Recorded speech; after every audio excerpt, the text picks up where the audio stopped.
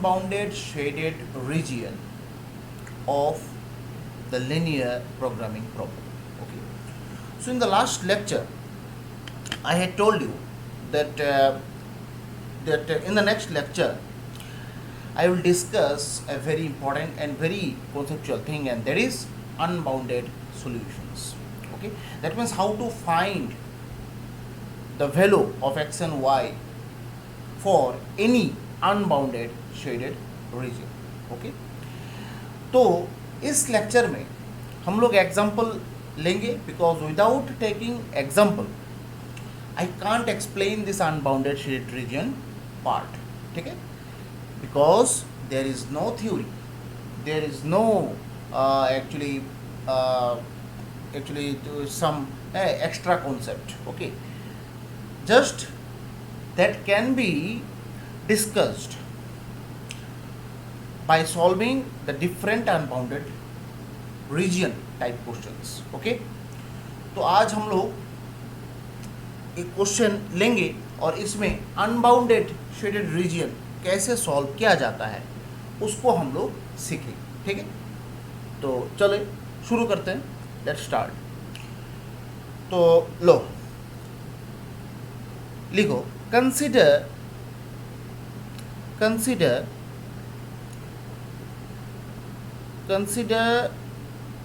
A LPP.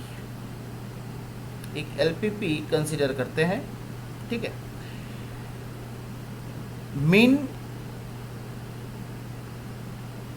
mean z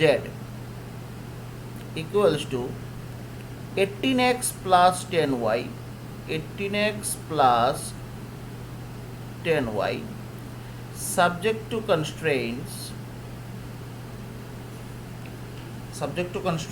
4x plus y, 4x plus y greater equals to 20. ठीक है, then 2x plus 3y, 2x plus 3y greater equals to 30. X comma y greater equals to 0. As you all know, it is your universal constraint. Now here you have this question. Now formally, just whatever we did in the last in the previous questions, in the previous solutions, we will do the same thing here. At first, let us consider the straight lines for drawing the graphs. Okay, let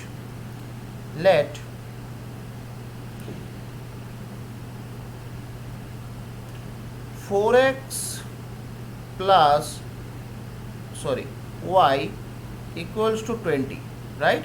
Now let me convert this equation, that means this straight line, to the intercepting form of the straight line. Okay, तो यहाँ पर क्या होगा, y by 20 equals to 1. That is, from this straight line we can write x by 5 plus y by 20 equals to 1. So here we have got the 2 points 5,0 and 0,20, right?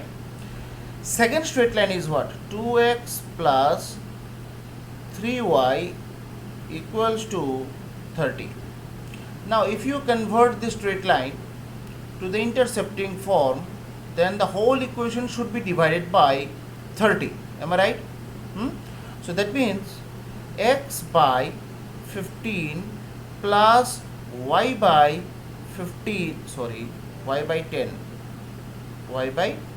10 equals to 1. तो यहाँ से 2 point निकलेगा 15,0, okay, and 0,10. So these are the points. Now you can draw the graph. Okay, so let me draw the graph here.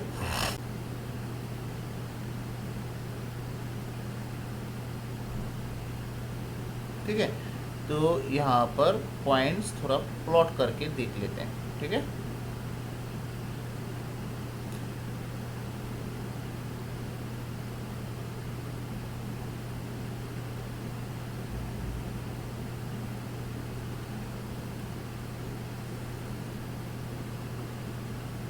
यहाँ पर points का structure देखो 15, 10, 5, 20 ना। यहाँ पर एक काम करते हैं 5-5 करके डिफरेंस ले लेते हैं, ठीक है ना। ये जो स्मॉल डिफरेंस है ना ये 5-5 करके ले लेते हैं, ठीक है। तो ये 5, ये 10, ये 15, ये 20, ये 25, जस्ट लाइक दैट, ओके। ये 5, 10, 15, 20, 25, just like that. Now the first one 5, 0, 0, 20, okay. 5, 0, that means here 5, 0 means ये, ठीक है। तो ये है 5, 0 and 0, 20, that means here, ठीक है। 0, 20. Now let me add these 2 points.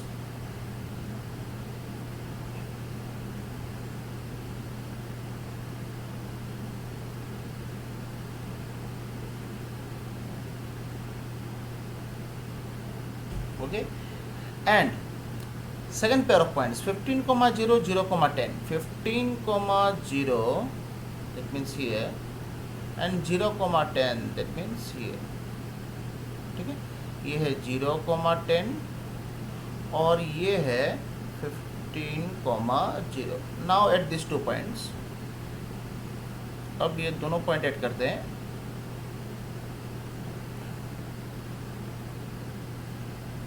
ठीक है। तो यहाँ पर मुझे दिखाई दे रहा है कि एक इंटरसेक्टिंग पॉइंट तो यहाँ पर बन रहा है कि नहीं। नाउ ये इक्वेशन नंबर 1 और इसको इक्वेशन नंबर 2 दे देते हैं, ठीक है। नाउ सॉल्विंग,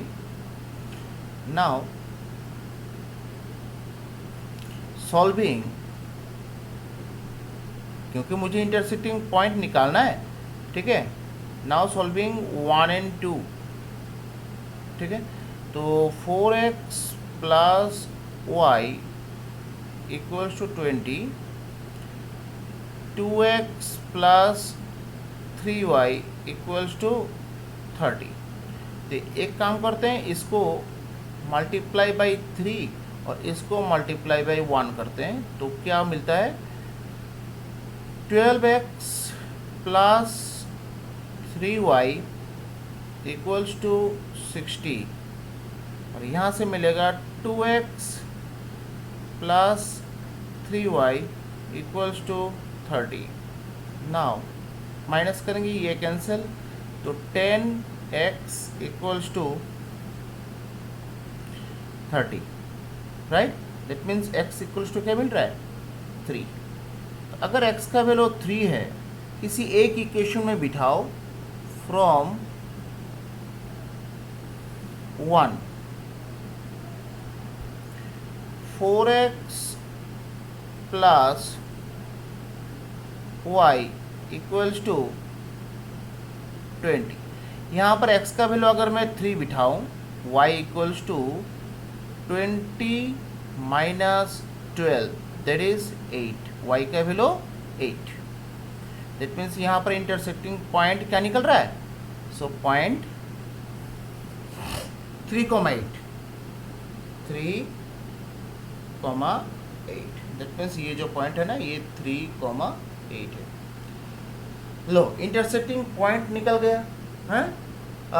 सब यहाँ पर पॉइंट भी पता है मुझे। Now let me draw the arrows, okay. तो यहाँ पर देखो दोनों केस में ही ग्रेटर देन दिया हुआ है। ग्रेटर देन का मतलब मैंने क्या बोला था कि opposite side, that means opposite direction of 0,0 arrow जाएगा, ठीक है। दैट मीन्स दोनों ही स्ट्रेट लाइन के केस में ऑपोजिट साइड ऑफ 0 एरो जाएगा, ओके। इसमें भी ऑपोजिट साइड में एरो जाएगा क्योंकि ओरिजिन तो ये है, ओरिजिन तो ये है ना, तो इसका ऑपोजिट साइड में एरो जाएगा, है कि नहीं। अच्छा, अब दोनों के बीच कॉमन पोर्शंस जो है ना, कौन सा आ रहा है, जो common basic feasible region, that means ये पोर्शन आ रहा है ना, देखो तो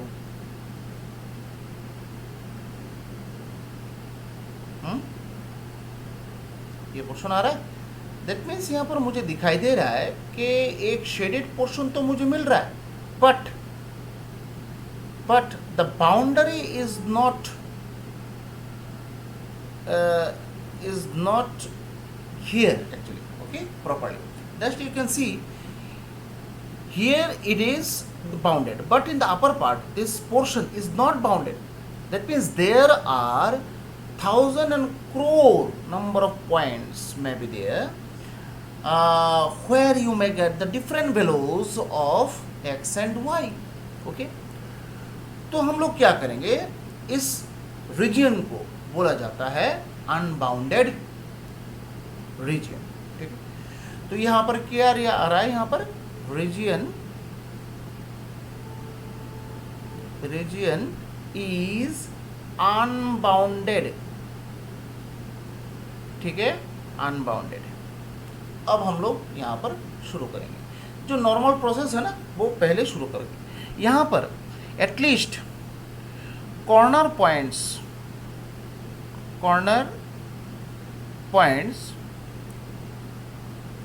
कौन सा आ रहा है, एक तो 15,0, फिर 3,8, ठीक है, 3,8, फिर कौन सा 0,20, राइट। ये एटलीस्ट ये 3 कॉर्नर पॉइंट्स है। दैट मीन्स ये और ये। ठीक है, अब ये तीनों कॉर्नर पॉइंट्स में at present we will have to find the value of z. ठीक है, निकाल के देखते हैं जेड का वैल्यू। ठीक है, एट 15,0 में जेड का वैल्यू देखो कितना है, 15,0 में जेड कितना है, 18x प्लस 10y ना, तो 18x मतलब 18 इंटू 15, और ये तो 0 ही है, लिखना ज़रूरत नहीं है, तो 180, और इधर 180 और 90 270। ठीक है, फिर 3,8 में जेड का वैल्यू 3,8 में, that means 18 into 3, okay, plus 18 into 3 plus 10 into 8, that means 54 plus 80, that means 134 I think, okay। फिर उसके बाद तीसरा जो कॉर्नर पॉइंट है क्या है, 0,20, उसमें जेड का वैल्यू तो शायद 200 आएगा ना, 10 इंटू 20, दैट मीन्स 200। ठीक है, अब देखो यहाँ पर for the different corner points, for this 3 corner points we are getting what,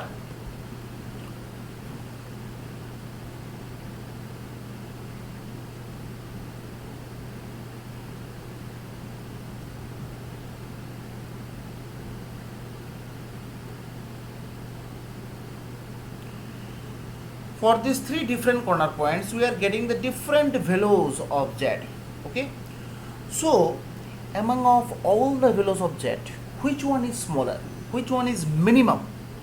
So at 3,8 point we have found the value as minimum 134। you can see if you put 3,8 at z, okay, you will get the minimum value 134। ठीक है, यहाँ पर मिन Z, that means minimum of Z value 134 आ रहा है। ठीक है, तो यहाँ पर लिखो कि ये थोड़ा मिटा देते हैं, ये इतना ज़रूरत नहीं है, okay.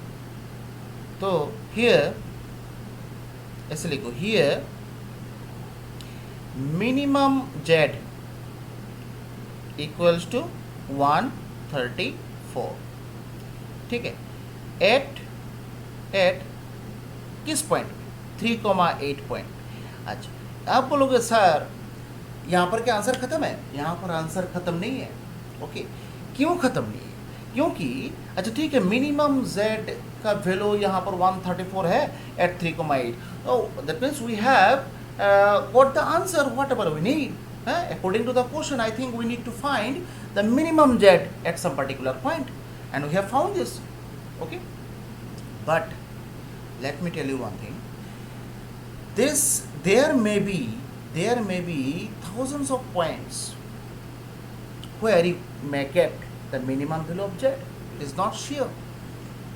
It is not sure, no, because here you can see some close points are there in which you may get the minimum values, but we are not sure because this portion is not bounded. That means how can you so sure that at 3,8 point we will get the minimum value of z. Okay, now for that we need to verify. हम लोग verify करेंगे कि that means this 3,8 at 3,8 whether this 3,8 point is the minimum point or not, where you are getting this minimum value as well. Okay, we will verify these things and the verification process just start. तो minimum value z का क्या मिला 134. ठीक है, तो अब अभी now let minimum value है ना, z मतलब यहाँ पर क्या था भाई, z मतलब यहाँ पर क्या था, z का वैल्यू क्या था 18x प्लस 10y नो. तो फिर से एक नया लाइन हम लोग बनाएंगे 18x plus 10y less equals to 134 करके एक नया लाइन बनाएंगे. आप बोलोगे सर यहाँ पर तो आपने लेस इक्वल्स टू क्यों यूज़ किया, क्योंकि 134 वैल्यू तो already we know the minimum value. Now we are checking whether there is any kind of value which is less than 134 और नॉट. अगर 134 के नीचे भी कोई भी वैल्यू मिल गया then that will be the minimum value. ठीक है ना, तो वही तो चीज़ मुझे वेरीफाई करना है whether there is any value which is less than 134. ठीक है, तो इसलिए लेस इक्वल्स टू 134. ठीक है, क्योंकि 134 मिनिमम वैल्यू है. ठीक है, अब चेक कर रहे हैं कि 134 के नीचे भी कोई वैल्यू है कि नहीं, एक्स और वाई का हो सकता है या नहीं. ठीक है, तो for that we will have to construct a new straight line.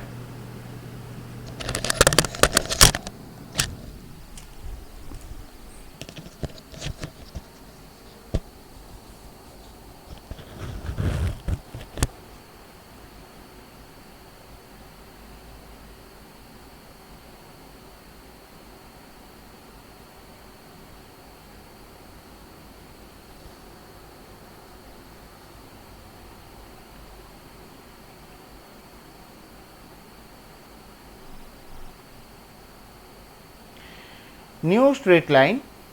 Now let us construct a new line. Let 18x plus 10y equals to 134. ठीक है, अब इसका मुझे ड्रॉ करना है ग्राफ. ठीक है, तो यहाँ पर क्या है 18x बाई 134. ठीक है, plus 10y by 134 equals to 1.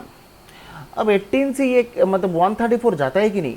ठीक है, वो मुझे थोड़ा वेरीफाई करना है. ठीक है, 134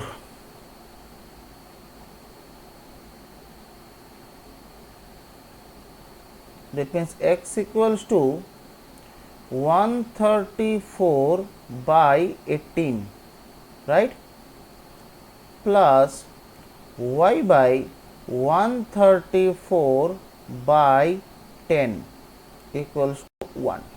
ठीक है, राइट.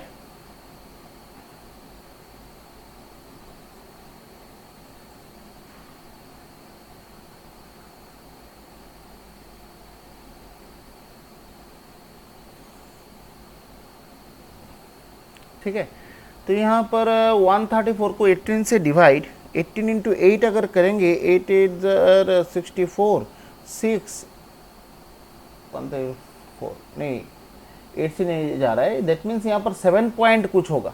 ठीक है, 7 पॉइंट कुछ होगा. दैट मीन्स x बाई, अगर 134 को 8 से डिवाइड करें,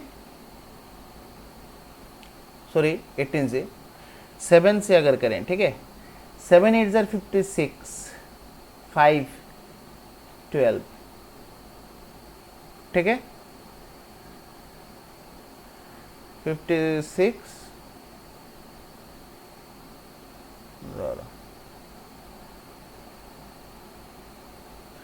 तो यहाँ पर होगा 8, है कि नहीं? तो अगर 0 है तो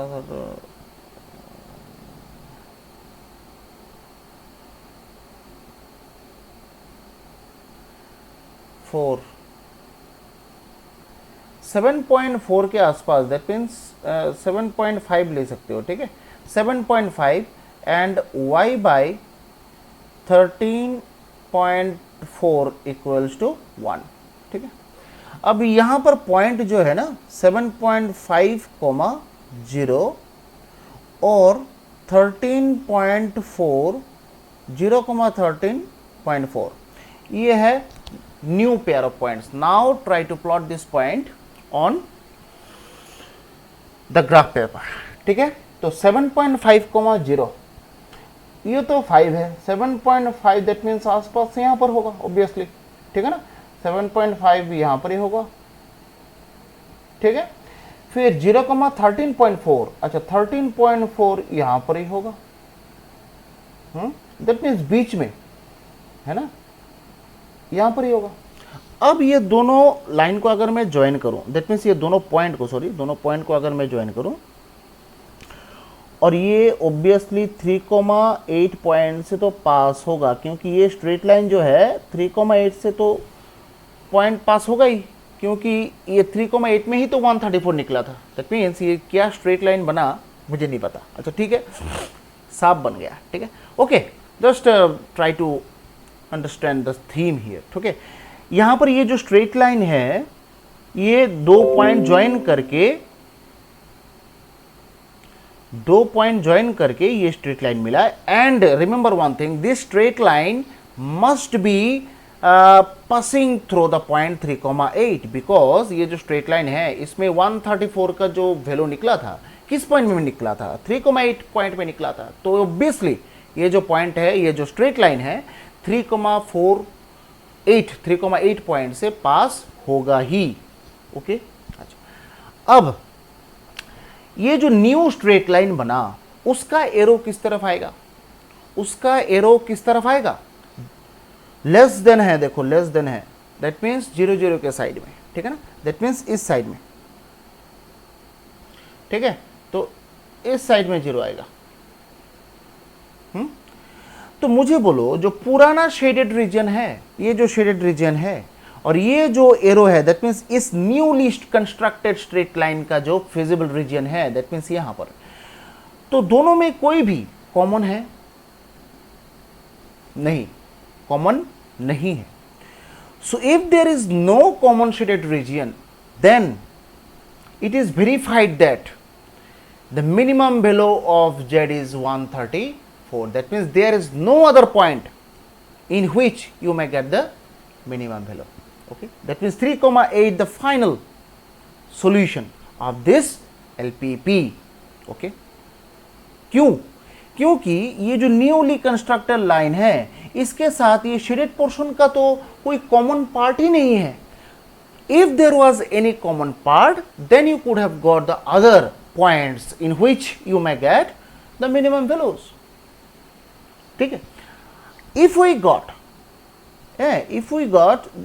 got this, that means arrow अगर इस तरफ होता, इस तरफ अगर होता, then this portion and this portion, that means ये पूरा पार्ट और ये इसका भी एरो इस तरफ है, दैट मीन्स यहां पर भी क्या होता, यहां पर भी कॉमन, देयर में बी अदर पॉइंट्स, दोनों शेडेड रीजन के बीच कॉमन पॉइंट्स आ जाता, ठीक है, ठीक है ना। जो न्यू लाइन है और जो पुराना शेडेड रीजन है, दोनों के बीच अगर कोई भी पोर्शन कॉमन आ जाता है, then it is verified that 3,8 this point will not be the final solution, and 134 cannot be the minimum value of z, because there may be thousands of points in which you may get the minimum values. That means तब तुम solution क्या लिखोगे?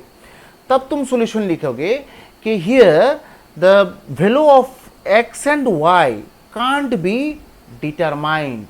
Can't be, क्या बोलेंगे? Can't be determined. हम लोग यहाँ पर determine नहीं कर सकते हैं, because there are thousands and crore points. So we can't say it surely that this 3 point, this particular point will be the solution and this value is the minimum value. ठीक है, but यहाँ पर हम लोग कर सकते हैं, because there is no common point. इसका इस साइड में एरो जा रहा है और शेडेड पोर्शन उधर है, there is no common point. That means मतलब ये श्योर है कि यहाँ पर और भी कोई पॉइंट नहीं होगा except 3,8 in which you may get the minimum value. ठीक है, तो सो लिखो here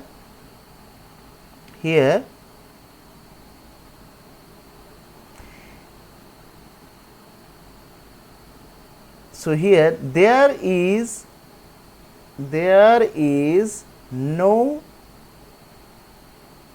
no common region. There is no common region. So ये हम लोग का फाइनल सॉल्यूशन मिल गया. Mean z equals to 134 at किस पॉइंट में 3,8. It is your final solution. But if we got the common region between this newly constructed line and the shaded portion, then there might have the other points, other thousands of points in which you can get the you could get the minimum value, and that's why at that time you should have written that there is no value, या फिर the values can't be determined. That means this LPP is unsolvable. okay? समझ में आया क्या बोला है मैंने? है प्रोसेस समझ में आया?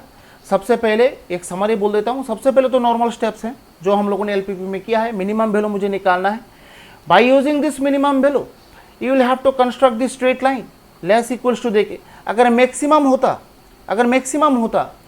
क्वेश्चन में, अगर मैक्स जेड होता तो यहाँ पर ग्रेटर इक्वल्स टू 134 लिखते तुम.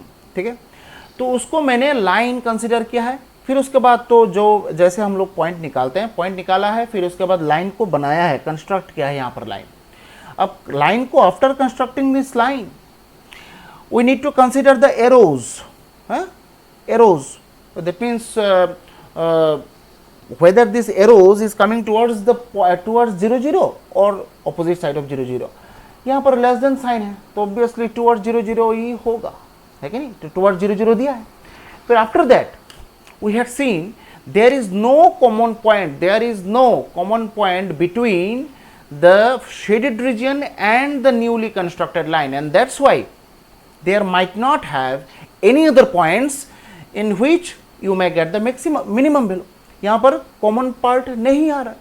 अगर कॉमन पार्ट आता तब ऐसा कोई चांसेस बनता कि नहीं यहाँ पर 3,8 के अलावा, दैट मीन्स एक्सेप्ट 3,8 और भी हजारों पॉइंट्स और भी पॉइंट्स हो सकता है. That means we are not sure, हो सकता है जिसमें मिनिमम वैल्यू मिल जाए. ठीक है ना, क्योंकि यहाँ पर भी तो पॉइंट हो सकती है, ये पॉइंट हो सकता है एकदम नियरेस्ट, यहाँ पर भी पॉइंट हो सकता है, यहाँ पर पॉइंट हो सकता है एकदम आसपास. ठीक है ना, तो यहाँ पर भी तो मिनिमम वैल्यू मिल सकता था ना. ठीक है ना, अगर कॉमन आ जाता तो. बट यहाँ पर fortunately there is no common part.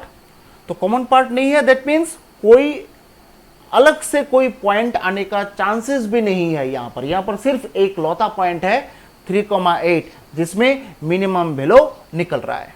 ठीक है, तो यही होता है फाइनल सॉल्यूशन. तो there is no common region, that's why the minimum value of z is 134. It is sure at the point 3,8. ठीक है, तो यही होता है एक अनबाउंडेड शेडेड रीजन का सॉल्व का प्रोसेस. ठीक है, तो दैट मीन्स तुम्हें क्या देखना है, अगर कॉमन नहीं आता है, then the final solution is this, that means whatever you have found, and there is any common point, then solution can't be determined. There may be thousands of points in which you may get the minimum value. That मतलब निकल ही सकता है, बहुत सारा points ऐसा होता है जिसमें और भी 134 के नीचे वैल्यू आ सकता है. ओके, तो बस इतना ही मुझे डिस्कस करना था. That's enough for this lecture, which is very conceptual, very interesting things. Okay, तो आप लोगों को ये अनबाउंडेड सॉल्यूशंस जो क्वेश्चंस हैं, अब क्वेश्चन देख के तो समझ में नहीं आएगा कौन सा अनबाउंडेड है. हाँ, एक देख मतलब बोल सकता हूँ कि अनबाउंडेड सॉल्यूशंस मैक्सिमम जो एटलीस्ट वाला क्वेश्चन है ना, वो अनबाउंडेड सॉल्यूशंस का क्वेश्चन होता है. तो एनसीईआरटी में ये एटलीस्ट वाला क्वेश्चन आपको बहुत सारा मिलेगा. Try to solve this questions for unboundedness. Okay, and tell me if you have any problem, if you have any query, then ask me the code doubt and queries, whatever you have, I will try to solve it out. Okay, तो आज के लिए सिर्फ इतना ही. Thank you for joining my classes, and please do share, subscribe and like also. Okay, so thank you very much. Bye and Jai Hind.